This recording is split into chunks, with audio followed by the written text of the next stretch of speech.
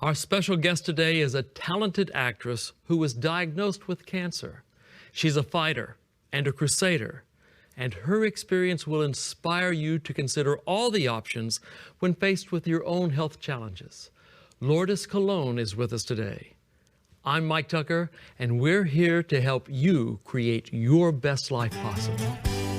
This is Lifesyle Magazine with your hosts, Dr. Charmaine Long, Obi DK, Lionel LaMountain, and Mike and Gail Tucker.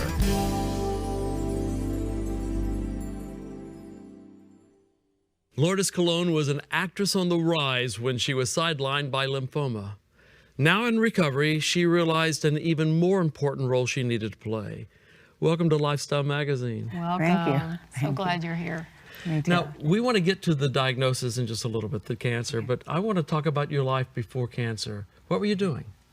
My life before cancer, I was an actress and still am, but at the time I was filming a lot. I was on a TV show called Without a Trace. I played the role of Anna Rodriguez as a guest star, got put on the ballot to be considered to be a nominee for an Emmy on my role as Anna. I was on The District. I hosted a TV show. I did a lot of national commercials. I was very busy. Yeah, an exciting life. Kind of living the dream. Oh, definitely living the dream, and it was great. And so, of course, while I was doing that, I really, because I have this love for people, that I wanted to be a difference. I wanted to be an inspiration.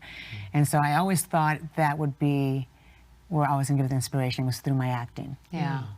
But then something happened that changed everything. Yes. What was it? Well, things kind of shifted. There was something off where I had just finished filming this film, and I was really exhausted all the time. Yeah.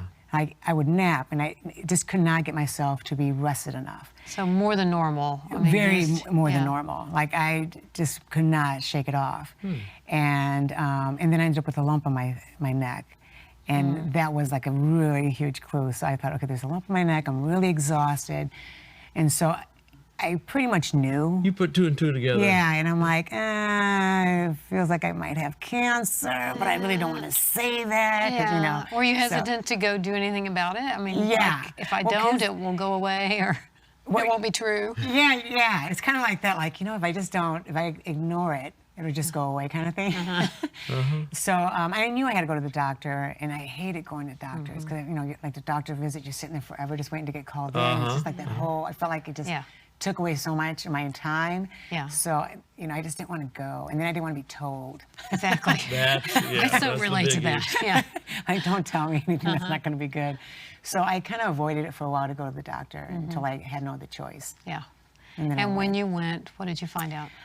When I went, she wanted to do a biopsy because it didn't look good. It was so obvious.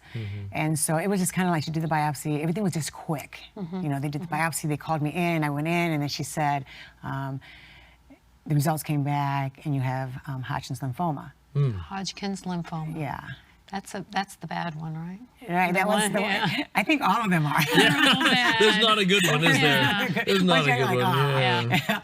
So, and it was interesting because it was like the moment she told me that I had Hodgkin's lymphoma, and she started telling me like the procedures and what needed to be done, I zoned her out, and then I started thinking, wow, this is the opportunity that got presented to me.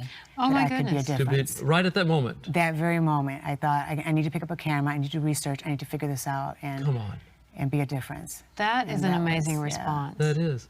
A lot of people tell me when they hear the cancer word, they don't hear anything else after that. It's just totally focused on self, panic, fear. Yeah. And although you went through some of that, you also at that moment said, I can make a difference. I can make a difference. Come on. And it was interesting because the doctor's like, she goes, so, well, how do you feel about that? Because I wasn't responding. I was just thinking, okay, this is perfect. I've got to figure out what I got to do. Yeah, this is perfect. Now I have a goal. Okay. Is there a little bit of denial in that at the same time? Like, okay, I can just work through this. Or was it really just... I just took it on. Yeah. Yeah, it was Bring it like, on. yeah, like this, yeah, bring it on. Now I got a purpose. And because I knew how many people got affected by it. You know, I've seen lots of friends and family go through it and get depleted, and then, you know, and many who have passed away with a poor quality of life before. So I just thought this is so perfect. So you created a documentary about this, about your journey through this. Yes. And that is called? Create Option C. Create Option C. Yeah. And what does that mean?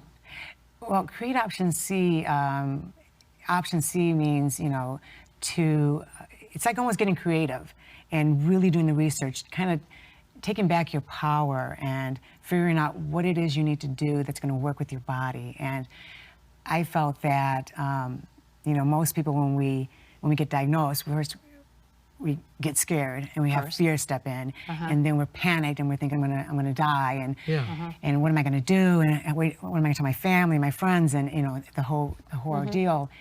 And Create Option C is kind of like taking the fear out of the equation and allowing yourself to just kind of see the whole picture, and then find the right doctor that's going to work with you as a team and figure out what it is you need to do. You know, there are so many things out there that can help you, you know, be strong physically and emotionally and mentally and spiritually, that is so important. And I think when you have the knowledge, when you get educated on what you have, you know, what are the things that you can do naturally, what are the things that you can do conventionally, and how you can combine the two together, or vice versa, which one you choose. But I think when you get educated, you just feel powerful enough to do it. You took charge. Yeah, you take That's really charge. what You don't it's feel about. hopeless, and That's good. you know, you just get your life back. Yeah. And that's You what don't Create just Option hand C it is. over. Yeah. You take control. Right. We're out of time, but when we come back, a man who describes himself as Lourdes' chief groupie, Esai Morales, is going to join us. We'll be right back.